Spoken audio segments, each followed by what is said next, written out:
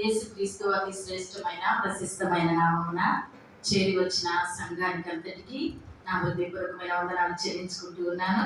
మరి ముఖ్యంగా ఈ లెంటి కాల ధ్యానములలో మరి ఇక సంఘ సభ్యురాలిగా నన్ను కూడా జ్ఞాపకం చేసుకొని మరి నాకు ఇట్టి గొప్ప అవకాశాన్ని ధన్యతను ఇచ్చిన దేవాది దేవునికి, మా సంఘ కాపురికి, సంఘ పెద్దలకు, మరి సంఘానికి నా హృదయపూర్వకమైన వందనాలు చెల్లించుకుంటూ ఉన్నాను. మరి ఈ దినమున మంచి వాక్య భాగంతో పరిశుద్ధాత్మ దేవుడు మన కొరకు సిద్ధపరిచి ఇచ్చాడు. మరి ఏ వాక్యం ద్వారా మన హృదయంలో మనతో మాట్లాడినాడో మరి ఆ వాక్యాన్ని శ్రద్ధగా గ్రహించి అవి మన జీవితానికి ఆపాదించుకుంటూ భవిష్యత్ జీవితంలో దేవునికి మహిమకరంగా జీవిద్దాం. అందుకొరకు మరి ముందుగా పరిశుద్ధాత్మనికి సహాయంకై వేడుకుందాం. అందరూ తల వచ్చి కళ్ళు మూసుకుందాం. స్తుతులకు పాత్రుడా, స్తోత్రార్హుడా, స్తుతి సింహాసనం మీద ఆసీనుడా, గొప్ప తండ్రి నీకు వందనాలు. గడిచిన కాలం అంతా నీ రెక్కల మాటలు మమ్మల్ని భద్రపరిచి నీ కృపలో మమ్మల్ని జ్ఞాపకం చేసుకొని ఒక నూతనమైన దినములో ప్రభువా ఈ రెండు కాల ధ్యానములలో మమ్మల్ని నడిపించిన గొప్ప దేవానికి వందనాలు. ఈ గడియలో పాలు పంచుకోలేక అనేక మంది గతించిపోయి ఉన్నారు, మరణించి ఉన్నారు, రాలేక వెనుకబడి ఉన్నారు. అయితే వారందరికంటే మేము యోగ్యులము కాదు, కానీ నీవు ఇష్టమైన కృపలను మాకు ఇచ్చిన ధన్యతను బట్టి నీకు కోటాను కోట్ల కొద్ది వందన స్తోత్రాలు చెల్లించుకుంటూ ఉన్నాను. గొప్ప దేవా, ఈ దినమున నువ్వు దేవార్పితం అనే ఒక అంశము ద్వారా నువ్వు మాతో మాట్లాడిన ఉన్నావు. ఎన్నిక లేని నన్ను మరుగుపరచండి, నీ వాక్కులను బయలుపరచండి అయ్యా. అమూల్యమైన, ప్రశస్తమైన, గొప్పమైన ఈ దీవెన మా అందరికీ దయచేసావు. అందును బట్టి నీకు వందనాలు చెల్లించుకుంటూ ఉండగా నువ్వు మాతో మాట్లాడిన ప్రతి మాటను మా హృదయం అందు బదులుపరుచుకొని మా జీవితాలకు ఆపాదించుకొని నీకు నిజమైన సాక్షులుగా జీవించే గొప్ప ధన్యతను మా అందరికీ దయచేయమని, మరి ముఖ్యంగా నా నోటిని నీ బూరగా వాడుకొని నీ ప్రశస్తమైన వాక్యులను బయలుపరచమని, నీవే సమస్త మహిమ ఘనత ప్రభావం పొందమని మా ప్రభును ప్రియరక్షకుడైన యేసు వారి శ్రేష్టమైన నామమున అడిగి బ్రతిమాలి వేడుకొంచున్నాను పరమ తండ్రి. ఈ దినమునకు ఏర్పాటు చేయబడిన వాక్య భాగము మరి అంశము చూస్తే దేవార్పితం అంది. దేవార్పితం అంటే దేవునికి అర్పించినది, దేవునికి ఇచ్చినది, దేవునికి అర్పణగా చెల్లించినది, సమర్పించినది. అంటే ఇవ్వటం వేరు, అర్పించడం వేరు. ఇచ్చుట అంటే అది పదే పదే చేసేదాన్ని ఇవ్వడం అంటారు. ఇప్పుడు మనమున్న కొన్ని కానుకలు ఇస్తాం, మన బిడ్డలకు కొన్ని బహుమానాలను ఇస్తూ ఉంటాం. అవన్నీ ఇవ్వడం అంటే అది మరలా రిపీట్ అయిపోతూ ఉంటుంది.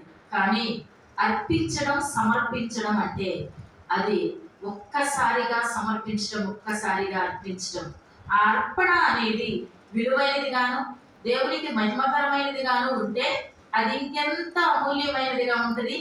ఒక్కసారిగా యేసయ్య ఈ లోకానికి వచ్చి మన కొరకు తన ప్రాణాలని బలిగా ఇచ్చి తనను తానుగా సమర్పించుకున్నాడు, అర్పించుకున్నాడు. మరి బైబిల్ గ్రంథంలో అనేక మంది అనేక విధాలుగా దేవుని మహిమ కొరకు చేసిన అనేక కార్యాలు ఉన్నాయి. కానీ ఒక స్త్రీ చేసిన కార్యము ద్వారా, ఒక స్త్రీ దేవునికి అర్పించుకున్న విధానము ద్వారా ఈ దైవార్పితం అనే అంశాన్ని మనం ఈరోజు ధ్యానించుకుంటూ ఉన్నాం. ముందుగా చూస్తే మరి క్రొత్త నిబంధన పాఠ్య భాగంలో మత్తయి సువార్త 26వ అధ్యాయము 6 నుండి 13 వచనాలు మన అంశంలో భాగంగా ఉన్నాయి. ఇక్కడ మనం అందరము గమనించినది, మనకి సమయం తక్కువగా ఉన్నది కాబట్టి మరలా ఎక్కువగా చదువుకోకుండా ఆల్రెడీ మనం ఇక్కడికి వచ్చినప్పుడే ఈ దేవాక్యాన్ని చదువుకున్నాము. అనేక మార్లు ఈ వాక్యాన్ని మనం విన్నాము. మరి పాఠ్య అంశాలలో కానీ, మరి ప్రసంగ అంశాలలో కానీ అనేక మార్లు మనం విన్న వాక్య భాగమే. ఈ వాక్యం ద్వారా దేవుడు ఈ రోజు మనతో ఏం మాట్లాడుతూ ఉన్నాడు? ఈ వాక్యము అనేది బైబిల్ గ్రంథం చదివేటప్పుడు ఒక అంశాన్ని మనం చాలా జాగ్రత్తగా గుర్తుపెట్టుకోవాలి. మనం బైబిల్ను కూడా ఎలా చదువుతున్నామంటే ఒక హిస్టరీ, ఒక చరిత్రలో ఉన్న అంశాలుగానే చదువుకుంటున్నాం. ఎప్పుడు చదువుతున్న అంశాలే మరలా వస్తాయి. యేసయ్య కొండ మీద ప్రసంగం కానీ, యేసయ్య పుట్టడం, యేసయ్య చనిపోవడం, ఇవన్నీ కూడా చరిత్రలో ఒక భాగాలుగా చదువుకుంటూ వెళ్ళిపోతున్నాం. అలా కాకుండా ఈ ఒక అంశాన్ని తీసుకొని చదువుకునేటప్పుడు మనం దీని ద్వారా దేవుడు నాతో ఏం మాట్లాడుతున్నాడు, ఎప్పుడో జరిగిపోయింది కాదు, ఇప్పుడు దేవుడు నాతో ఏం మాట్లాడుతున్నాడు అనే ఒక అంశాన్ని మనం పరిగణలోకి తీసుకుంటే ప్రతి వాక్యము మనకి క్రొత్తగానే అనిపిస్తుంది. ప్రతి వాక్యము కూడా అంతకుతో చదవనిదిగా, అంత క్రితం మనకు తెలియనిదిగా, ఒక నూతనమైన విషయాలుగా ఉంటది. అందుకే బైబిల్ గ్రంథము ఒక గని లాంటిది. ఈ గనిలో నుండి త్రవ్వే కొద్దీ వస్తూనే ఉంటది. ఇది అయిపోయింది అని గనులు ముయ్యబడవు. ఇంకా పదార్థాలు తవ్విన కొద్దీ కూడా అవి ఇంకా మేలుకరముగా మరి మంచి శ్రేష్టమైనవి లభించినట్లు ఈ విధంగా కూడా బైబిల్ గ్రంథంలో ఒక గనిలా మనము చదువుతూ ఉంటే ప్రతి వాక్యము మనకు ప్రతి దినము కొత్తగానే ఉంటుంది. ఈ రోజు ఈ అంశంలో చూస్తే మత్తయి సువార్త 26:6 యేసు బేతనీలో కుష్ఠరోగి అయిన సీమోను ఇంట ఉన్నప్పుడు ఒక స్త్రీ మిక్కిలి విలువగల అత్తరు తీసుకొని వచ్చి, ఇది మనకు తెలుసు, ఒక స్త్రీ ఒక మిక్కిలి విలువైన అత్తరు తీసుకొచ్చి యేసు పాదముల మీద పోసింది, తల వెంట్రుకలతో తుడిచినది. ఈ భాగాన్ని మనం చాలాసార్లు చదువుకున్నాం. అయితే ఈ భాగంలో ఒక శ్రేష్టమైన అంశాలను, 3 ప్రధాన అంశాలను మీతో పంచుకోవాలని ఆశపడుతూ ఉన్నాను. ఈ యొక్క సంఘటనను నలుగురు సువార్థికులు చెప్పారంటే దానికి ఉన్న ఇంపార్టెన్స్ మనం గమనిద్దాం. ఏ సువార్థికుడు కూడా ఈ అంశాన్ని, ఒక స్త్రీ చేసిన కార్యాన్ని విడిచిపెట్టలేదు. నలుగురు 4 విధాలుగా అంశాన్ని తీసుకొని రాయడం జరిగింది. అంటే ఈ సందర్భానికి ఒక స్త్రీ చేసిన ఈ కార్యం మనకైతే ఒక చిన్న కార్యంగా అనిపించవచ్చు మానవులుగా మనకి, కానీ ఈ చిన్న కార్యము నలుగురు సువార్థికులు చెప్పారు అంటే ఆ కార్యం ఎంత ఘనమైన కార్యమో ముందు మనము ఆలోచించుకోవాలి.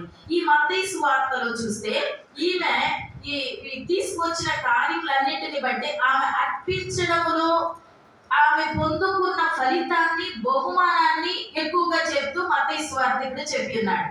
అదే మార్కు సువార్త 14:3-9 కూడా ఇదే రాయబడి ఉంది. అక్కడ ఏంటంటే ఆ స్త్రీ తన అర్పించిన విధానము గురించి చెప్పారు.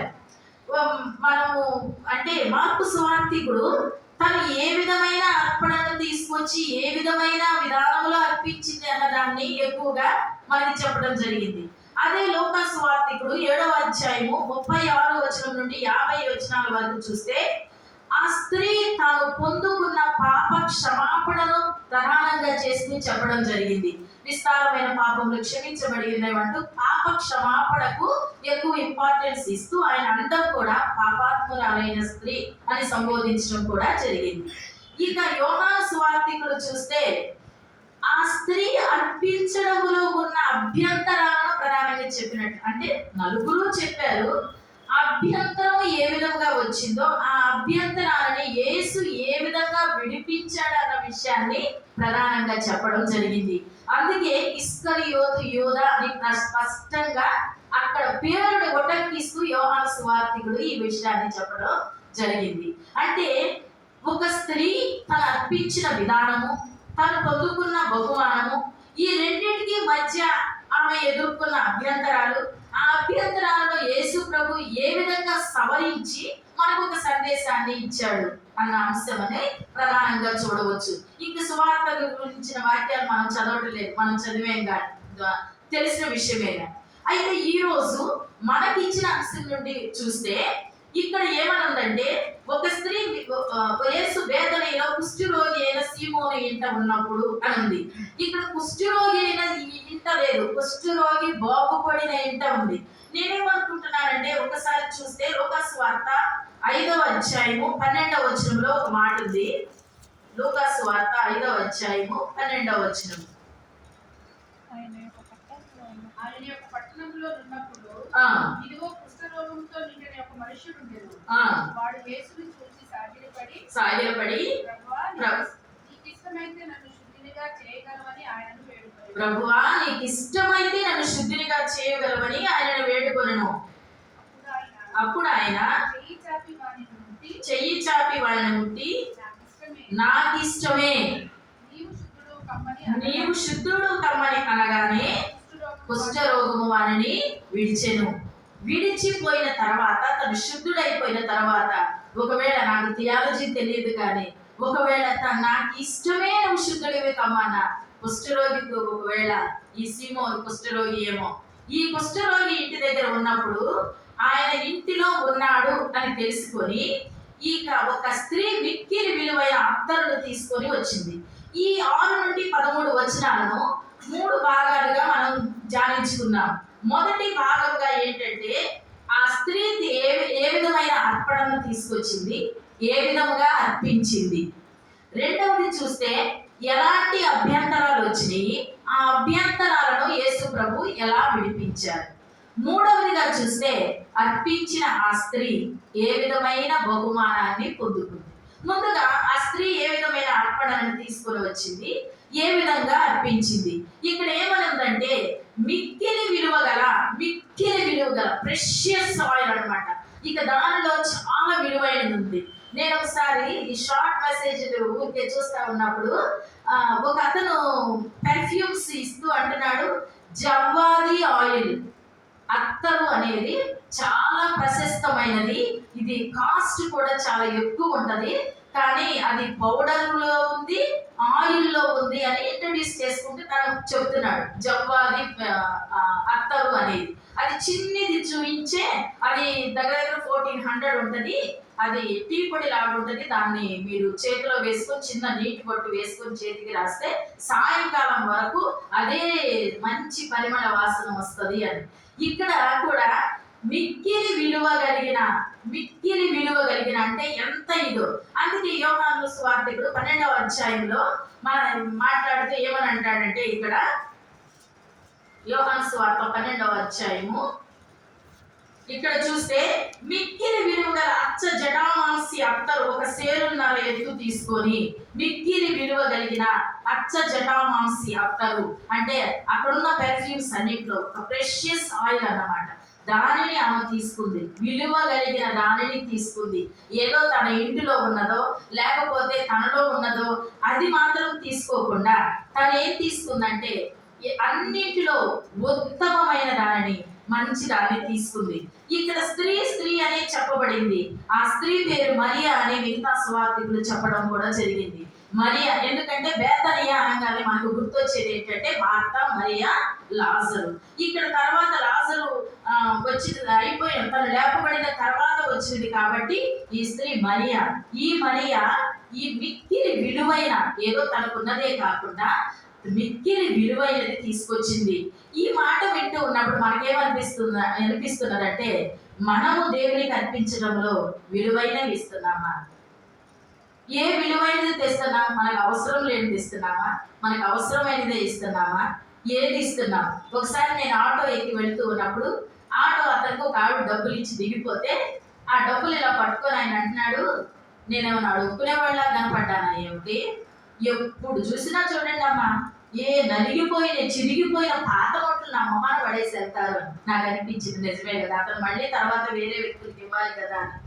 దేవునికి ఇవ్వడంలో మిక్కిలి విలువైనవి మనం ఇవ్వాలి, మనకి ఇష్టమైనవి ఇవ్వాలి. నేను అంతటితో కూడా ఒకసారి చెప్పాను. ఒక మా అమ్మ ఉండేది మా ఇంటి దగ్గర. ఆమె మా అమ్మ జాంకాయ తినంటే అంటుంది, నేను కాశీలో వదిలేసి వచ్చానమ్మా, నాకు జాంకాయలు అంటే చాలా ఇష్టం అంటుంది. అంటే చాలా ఇష్టమైన దానిని ఆమె దేవుని కొరకు వదిలేసిందంట. మనము దేనిని వదులుకోని అవసరం లేదు. దేవుని విలువైన ఆయనను మన హృదయంలో నిలుపుకుంటే చాలని మాత్రమే ఆయన అంటూ ఉన్నారు. ఇక్కడ ఆ స్త్రీ విలువైనది తెచ్చింది. ఈ విలువైన ఈ అత్తరు గురించి ఒక అభిషేక తైలముగా చూస్తే నిర్గమాకాండము 30వ అధ్యాయము 23 నుండి 33 వచనాలు చూస్తే అక్కడ అభిషేక్తులకు యాజకులకు ఇవ్వబడిన ఒక విలువైన అభిషేక తైలము గురించి రాయబడింది. నిర్గమాకాండము 30వ అధ్యాయము నిర్గమాకాండము 30వ అధ్యాయము 23 నుండి చూస్తూ ఉంటే అక్కడ ఎలా చెయ్యాలి, ఏ విధంగా చేయాలి. అచ్చమైన గోపరసము 500 తులముల సుగంధము గల లవంగి పట్ట సగము నూనె 250 తులముల ఎత్తు ఇవన్నీ కలుపుకొని ప్రతిష్టాభిషేక తైలముగా తీసుకొని రావాలి. అయితే 32వ వచనంలో ఒక మాట ఉంది, దానిని నర శరీరము మీద పోయకూడదు. దానిని అభిషేక తైలము నర శరీరము మీద పోయకూడదు. అది యాజకులకు ప్రతిష్ఠించబడిన తైలము. ఈవిడ ఇక్కడ తీసుకువచ్చి ఒక నర శరీరము మీద పోయలేదండి. ప్రశస్తమైన ఆ అత్తరును ప్రధాన యాజకుడైన యేసయ్య తల మీద పోసింది. ఇక్కడ తల మీద పోసినట్లుగా ఉంది, మిగతా సువార్తలో పాదముల మీదుగా పోసింది. ఏమైనా ఆమె ఒక ప్రధాన యాజకుడుగా, రక్షకుడుగా ఆయనను గుర్తించింది. యేసు ప్రభువు మామూలు మనిషి కాదని ఆమె గుర్తించింది కాబట్టి మిక్కిలి విలువ గల అత్తరు బుడ్డి తీసుకుని ఆయన యొద్దకు వచ్చి ఆయనకు భోజనములకు కూర్చుండగా ఆయన తల మీద పోసింది. నేనేమనుకుంటున్నానంటే, ఒకవేళ తల మీద పోస్తే అది అంగీ అంచుల మీదుగా జారి పాదముల వరకు వస్తే ఆ పాదములను తుడిచి, అంటే తలనంతు అంటుకునేంత గొప్పతనం తనలో లేదని తన విధేయతను తెలుసుకుంటూ పాదములను తల వెంట్రుకలతో తుడిచి ఆ పాదముల మీద పడి, పాపాత్మురాలైన నాకు ఇంత గొప్ప అవకాశం ఇచ్చావా తండ్రి అని ఒకవేళ కన్నీళ్లు కార్చిద్దేమో. ఎంత ఒకవేళ చుట్టూ ఆ ఇంటిలో ఎంతమంది ఉన్నారో మగవాళ్లే ఉన్నారు. ఈమె ఒక స్త్రీ, కానీ సిగ్గుపడలేదు, భయపడలేదు.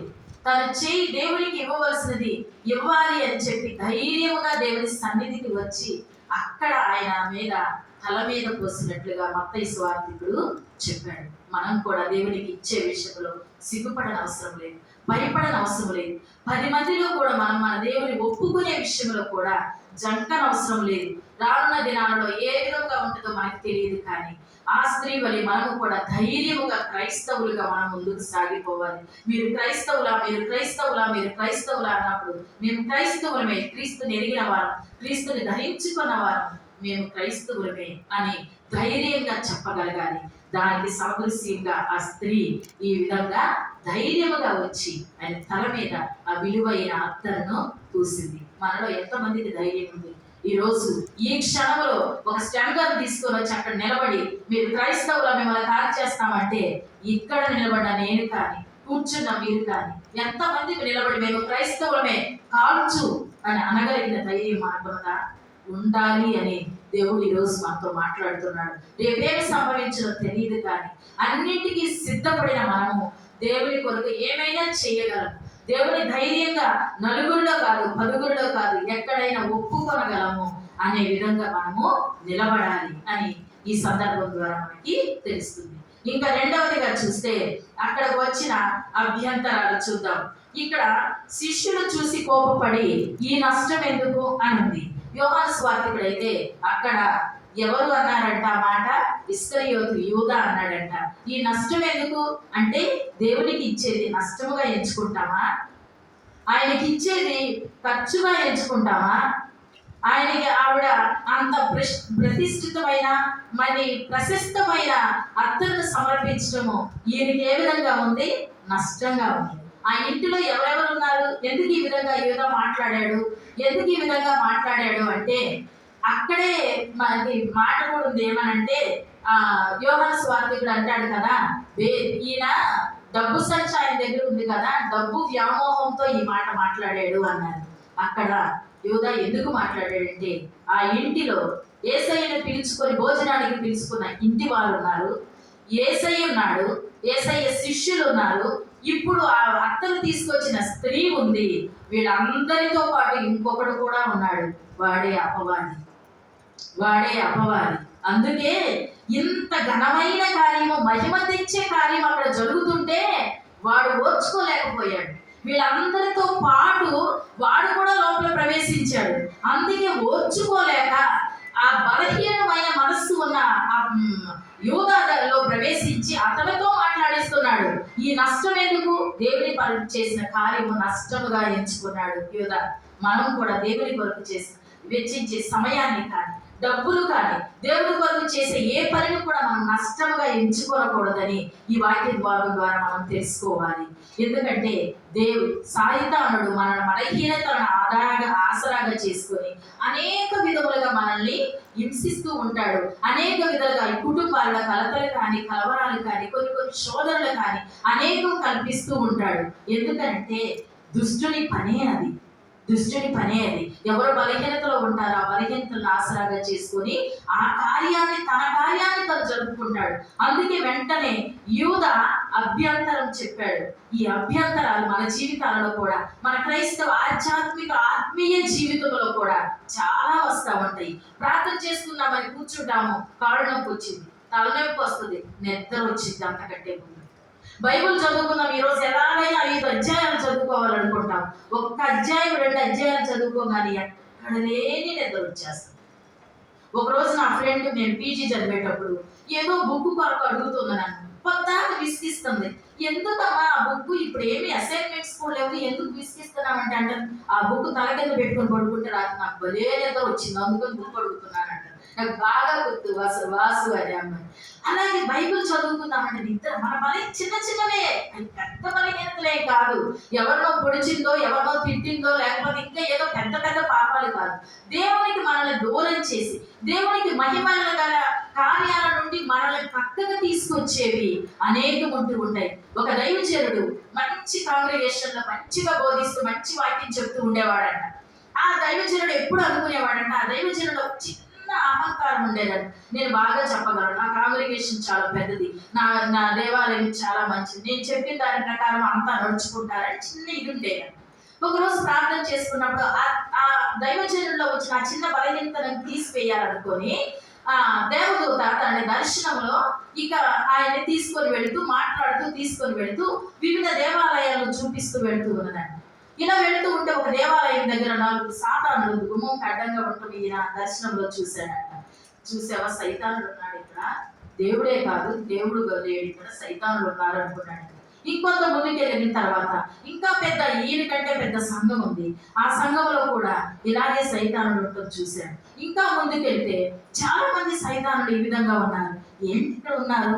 ఇంకొంచెం ముందుకు వెళ్తే ఒక గుడిసెలో ఒకే ఒక ముసలమ్మ ప్రార్థన చేస్తూ ఉందంట.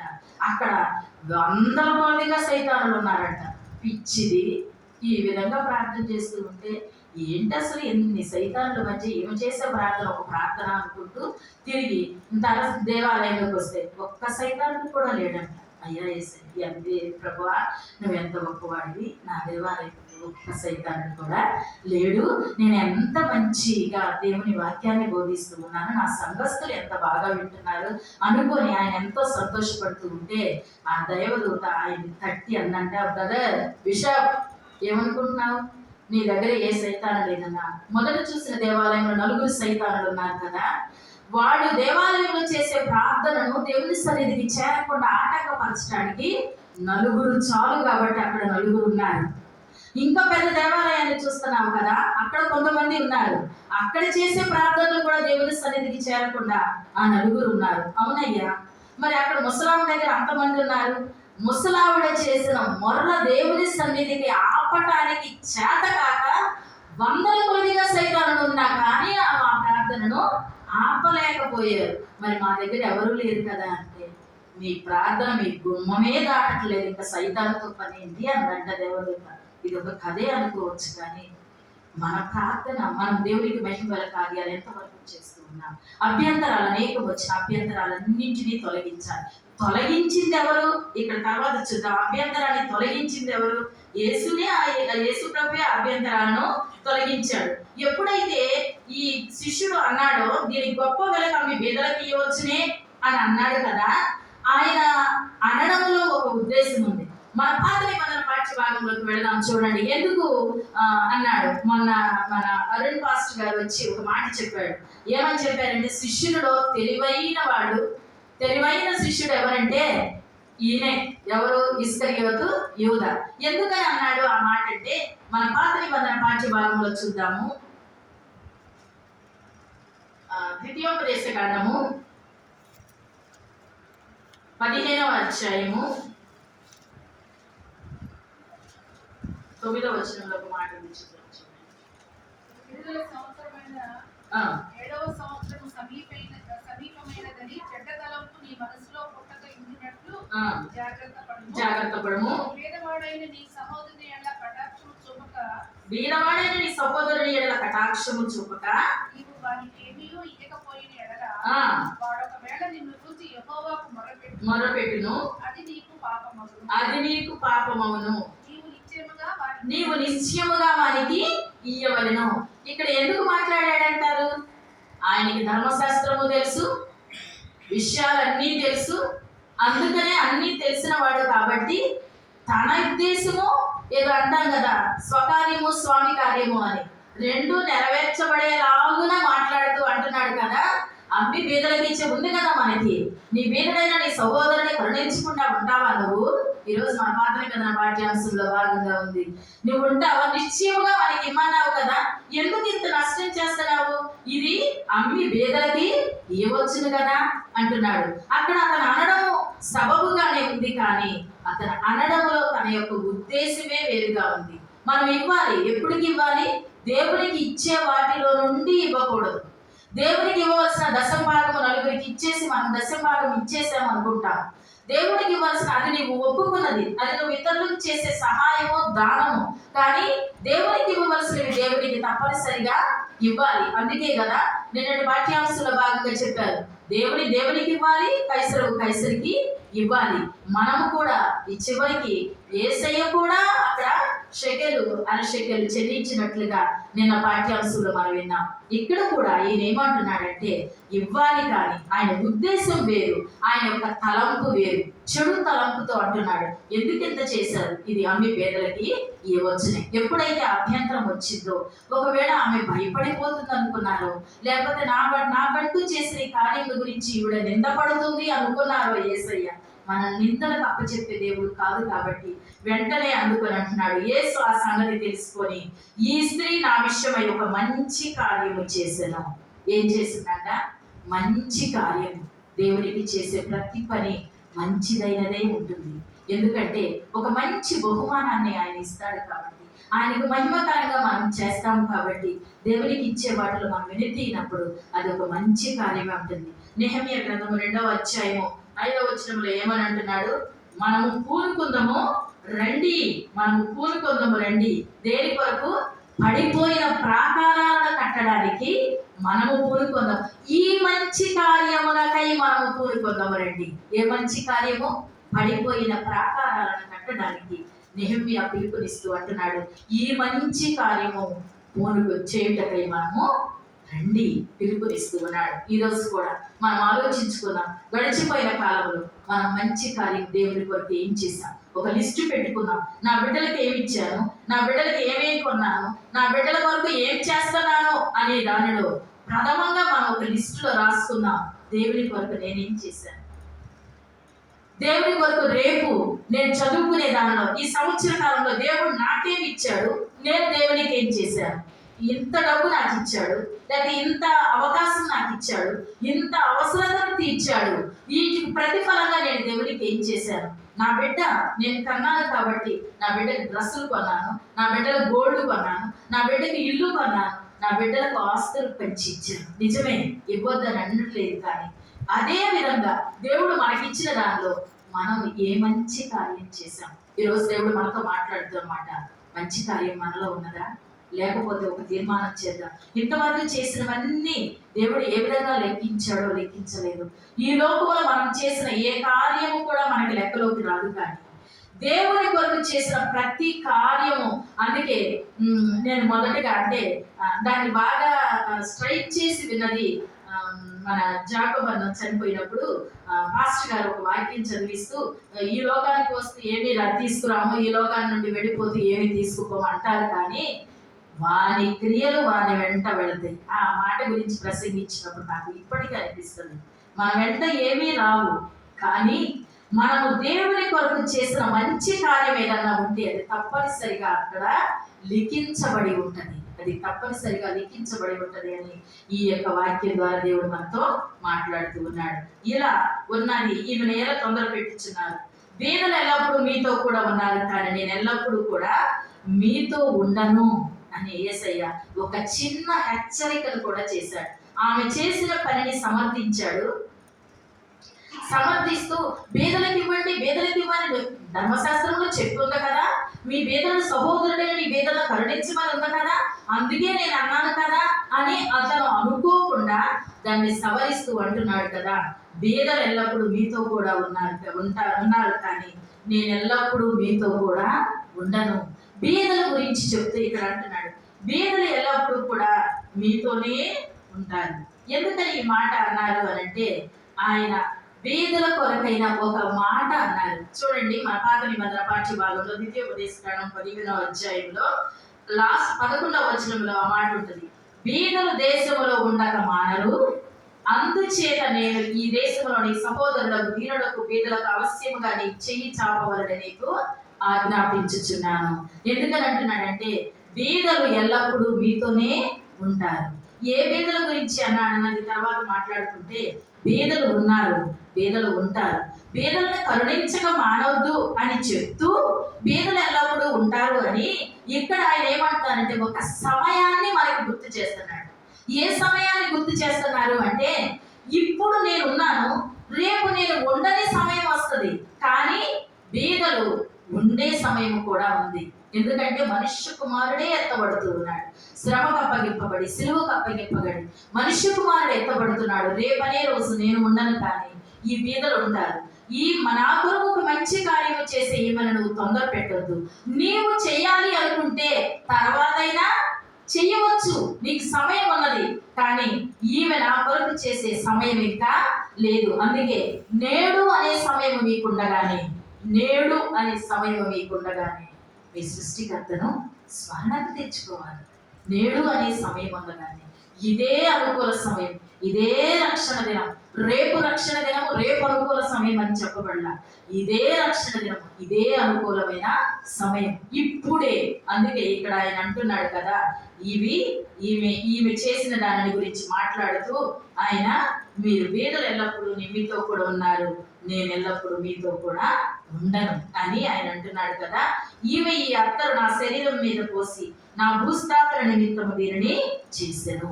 రేపు జరగబోయే కార్యానికి నాంది పలికింది ఒక స్త్రీ. రేపు జరగబోయే ఒక మహోన్నతమైన యాగానికి, యజ్ఞానికి, ఆయన చేయబోయే ఒక మహోన్నతమైన బలికి ముందుగా ప్రతిష్ఠించింది ఒక స్త్రీ.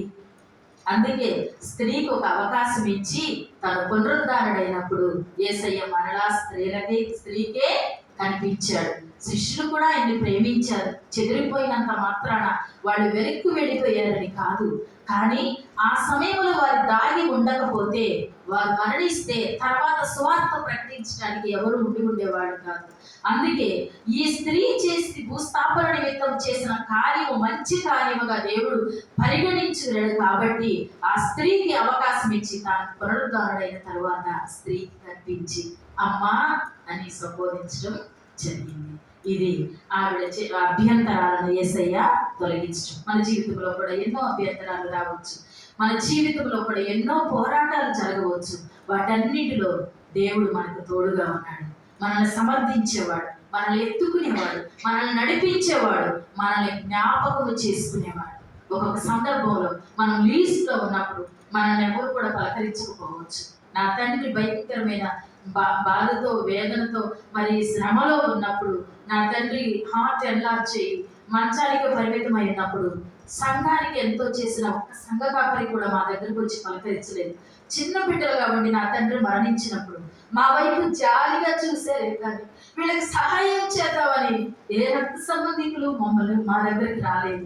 4 ఆడపిల్లలు, వీళ్ళు ఏం చేస్తారు, వీళ్ళ తండ్రి చనిపోయాడు, ఆవిడ ఒక్కతే ఉంది, ఆమెకేం తెలియదు. అప్పట్లో అమ్మ వాళ్ళకి అంటే వాళ్ళ జీవితం ఎంత కూడా వాళ్ళకి తెలియదు, అంత అమాయకంగా ఉండేవాడు. వీళ్ళు ఏం చదివిస్తారు, వీళ్ళు ఏం పెద్ద చేస్తారు, వీళ్ళు ఏం బ్రతికిస్తారు అని మా వైపు జాలిగా చూశారు. కానీ ఆ రోజు దేవుడు మమ్మల్ని విడిచిపెట్టల, మమ్మల్ని ఆశీర్వదించి ఈ రోజు వరకు మాతో ఉండి మా తండ్రిగా నడిపిస్తూ ఉన్నాడు. ఈ మాట చెప్పడానికి నేను చాలా గర్విస్తూ ఉన్నాను. తండ్రి లేని వారు ఎంతో మంది బిడ్డలు ఉన్నప్పుడు నేను అదే అంటాను, నా తండ్రి ఇప్పటి వరకు నడిపించాడు. పరలోకపు తండ్రి, ఈ లోకపు తండ్రి కొంత దూరమే నడిపిస్తాడు, కొంత దూరం వరకే చూస్తాడు, కానీ పరలోకపు తండ్రి సమస్తాన్ని చేయగలిగిన వాడు. ఇక్కడ విడిచిపెట్టకుండా ఆమెతో ఉండి ఆమె మీద పడిన నిందలు తొలగించి శిష్యుడు నొచ్చుకోకుండా తనకు చెప్పవలసింది చెప్పి ఈ నా భూస్థాపన నిమిత్తము ఆయన చేశారని చక్కటి వాగ్దానం ఇచ్చాడు. మన జీవితంలో కూడా ఏదన్నా పోరాటాలు సంభవిస్తే, ఏదన్నా శోధన మనకి ఎదురైతే దాని గురించి భయపడవలసిన పని లేదు. మనతో మన తండ్రి ఉన్నాడు, ఆయన మనల్ని పోషిస్తాడు, ఆయన మనల్ని నడిపిస్తాడు. ఆ ధైర్యంతో మనం ముందుకు సాగిపోవాలని ఈ రోజు దేవుడు ఈ వాక్యం ద్వారా మనతో మాట్లాడుతున్నాడు. ఇక ఆఖరిగా 3వ వచనం చెప్పి నేను ముగిస్తాను. అది ఆమె పొందుకున్న ఫలితాన్ని. ఇక్కడ ఒక మాట చూస్తే ఆమె ఏమి పొందుకున్నది అంటే, ఇక్కడ ఈమె ఈమె జ్ఞాపకార్థముగా అక్కడ ఒక మాట ఉంది చూడండి, సర్వలోకమందు ఈ సువార్త ఎక్కడ ప్రకటించబడునో, ఈ ఒక్క యోదయ దేశంలోనే, లేకపోతే ఈ సమయంలోనే, లేకపోతే ఇక్కడి వరకే అనలా, సర్వలోకములో తెలుసు ఆయనకి, సర్వ సృష్టికి ఆధారభూతుడు ఆయనే కాబట్టి ఈ సువార్త సర్వలోకానికి ప్రకటించబడుతుందని తెలుసు. శిష్యుడు కూడా అదే చెప్పాడు, సర్వలోకానికి వెళ్ళి సర్వ సృష్టికి మీరు సువార్తను ప్రకటించబడు. ఈ సువార్త ఎక్కడ అయితే ప్రకటించబడుతున్నదో అక్కడ ఈమె చేసినది కూడా జ్ఞాపకమునకు వస్తుంది. ఎవరి నిమిత్తం? ఈమె జ్ఞాపకార్థముగా, నా జ్ఞాపకార్థముగా అలా, మహిమకు కారకుడైనా కానీ, మహిమ ఘనత ప్రభావాలకు కారకుడైనా కానీ ఆయన నా జ్ఞాపకార్థం అని మాట్లాడలేదు. కానీ ఈమె జ్ఞాపకార్థం, మన జ్ఞాపకార్థం, మన నిమిత్తము ఆయన మహిమపరచబడితే అందుకొచ్చే ఫలితాన్ని అనుభవించేది మనమే. ఎందుకంటే పేదలు ఎల్లప్పుడూ మనతోనే ఉంటారు, పేదలు ఎల్లప్పుడూ మన పక్కనే ఉంటారు. కానీ ప్రశంసించబడవలసిన కార్యములు, మంచి కార్యములు మనం చేసినప్పుడు మన జ్ఞాపకార్థముగా అన్ని చోట్ల కూడా అది పరిమళ సువాసనగా వెదజల్లబడుతుంది. ఇక్కడ ఒక్కసారి ఆఖరిగా ఒక మాట చదువుకొని నేను ముగిస్తాను. చూడండి, ద్వితీయోపదేశకాండం 15వ అధ్యాయంలో వేదలు ఎల్లప్పుడూ మీతోనే ఉంటారు అని చెప్తూ ఆయన ఒక ఏ వేదల గురించి మాట్లాడాడు. ఈరోజు మనం ఏ వేదల గురించి ఆలోచించాలి అంటే 15వ అధ్యాయం 5వ వచనంలో ఒక మాట ఉన్నది, నేడు అనుసరించి యెహోవా మాటను జాగ్రత్తగా వినిన ఎడల మీలో వేదలు ఉండనే ఉండదు. అంటే ఈ వేదలు ఏ వేదలండి? మాట వినని వేదలు, ఆర్థికంగా అడగట్లేదు. యెహోవా మాటను ఎవరైతే ఆలకించారో, యెహోవా మాటను ఎవరైతే ధృవీకరిస్తారో, ఆయన మాటను, ఆయన ఆజ్ఞలను ఎవరైతే పాటించరో ఆత్మీయమైన వేదతనం మనలో ఉంటుంది.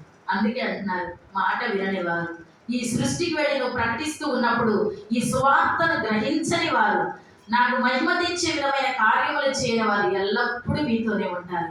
వారిలో మీరు ప్రత్యేకించబడిన వారై మిక్కిలి విలువైన కార్యములు, మంచి కార్యములు నా కొరకు చేయండి అని చెప్తూ ఉంటారు.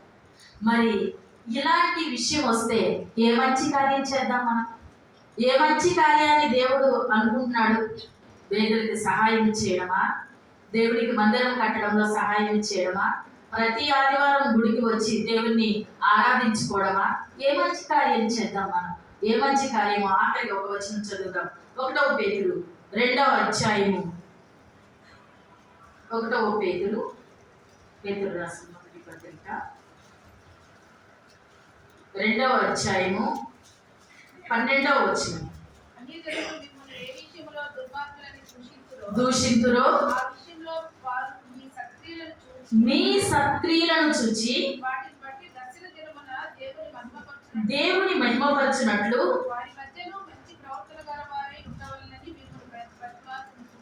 ఏ మంచి కార్యం మనం చేయాలంట? ఈరోజు దేవుడు నీతో నాతో మాట్లాడుతూ ఉన్నాడు. మంచి ప్రవర్తన కలిగిన వారమై మనం ఉండాలి. అదే దేవుని కొరకు మనం చేసిన కార్యం. దూషించబడిన అంటున్నాడు కదా అక్కడ పైన, ఏ విషయంలో దుర్మార్గులని దూషిస్తారో, ఏ విషయంలో మీరు మమ్మల్ని నిందిస్తారో ఆ విషయాలన్నింటినీ పక్కన పెడితే మీ సత్క్రియలను చూచి వాటిని బట్టి దర్శన దినమందు, ఒక దినం ఉందే, ఆ దినమందు దేవుని నామము మహిమపరిచే విధముగా మన ప్రవర్తన ఉండాలి. మంచి ప్రవర్తన కలిగిన వారే. ఏ అర్పణను దేవుణ్ణి కోరుకుంటున్నాడు? మంచి అర్పణ ఏది? ఈరోజు తీసుకొచ్చి ప్రశస్తమైనవి దేవునికి సమర్పిస్తే అది మంచి కార్యము కాదు. కానీ మంచి ప్రవర్తన కలిగిన వారమై దేవుని నామమును మహిమపరిచే ప్రవర్తన మనం కలిగి ఉంటే అదే మనం దేవునికి ఇచ్చే దేవార్పితం.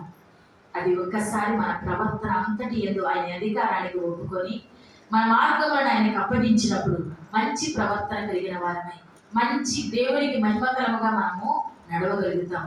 మరి మనం ఈరోజు ప్రశ్నించుకున్నాం, మన జీవితంలో 10, 20, 30, 40, 50, 60, 70 సంవత్సరాలు గతించిపోయి ఉండవచ్చు. కానీ మన ప్రవర్తన అంతటి ఏదో ఆయనకు అధికారం ఒప్పుకుంటూ మన మంచి ప్రవర్తన కలిగిన వారంగా ఉన్నాము. ఈ రోజు దేవుడు నాకేమనిపిస్తావంటే నీ హృదయాన్ని ఇవ్వని ఆయన అన్నాడు. మన హృదయంలో ఆయనకి చోటించాం కాబట్టి ఈ రోజు మనం దేవుని సన్నిధిలో కూర్చున్నాం. మన హృదయంలో ఆయన ప్రతిష్ఠించుకొని మనం దేవుని మన సొంత రక్షకునిగా అంగీకరించి అంతటితో ఊరుకుంటే అది మనం దేవునికి చేసే మంచి కార్యము కాదు. కానీ మంచి ప్రవర్తన కలిగిన వారమై మన సత్క్రియలను బట్టి అన్య జనాంగంలో మన దేవుని నామాన్ని మహిమకరంగా మనం ఉంటే అదే దేవునికి మనం అర్పించే దేవార్పితం. మరి అర్పిద్దామా? ఒక్కసారి తలలో ఉంచుకుంది. దేవా, ఇంతవరకు మా జీవితంలో ఏమి చేశామో మేము మెరుగు. కానీ ఈరోజు మేము ఒక నిర్ణయంకి వచ్చి ఉన్నామయ్యా. అయ్యా, నీకు అర్పించడంలో మేము మా ప్రవర్తనను బట్టి నీ నామాలకు మహిమకరంగా మేము ఉంచుకుంటాం. అయ్యా, ఆ స్త్రీ చేసిన మంచి కార్యము మేము కూడా మీ పట్ల చేయాలని ఆశపడుతూ ఉన్నామని ప్రార్థన చేస్తున్నాం. ప్రేమ నమ్మకం కలిగిన మా ప్రియ పరలోక తండ్రిని, ఇంతవరకు నువ్వు మాతో మాట్లాడిన ప్రతి మాటను బట్టి నీకు వందనాలు. ఒక మంచి కార్యము ద్వారా ఆ స్త్రీని మహిమపరచది. మేము కూడా మంచి ప్రవర్తన కలిగిన వారమై నీకు అర్పించే విషయంలో నీ నామములకు మహిమ తెచ్చే బిడ్డలుగా మమ్మల్ని అందరినీ ఆయుధపరచమని నువ్వు మాకు ఇచ్చిన ధన్యతను బట్టి నీ కోటాను కోట్ల కొద్ది వందల స్తోత్రాలు చెల్లించుకుంటూ మా ప్రభువును ప్రియరక్షకుడైన యేసు వారి శ్రేష్టమైన నామమున అడిగి ప్రతిమాని వేడుకొచ్చున్నాను పరమ తండ్రి. ఆమేన్.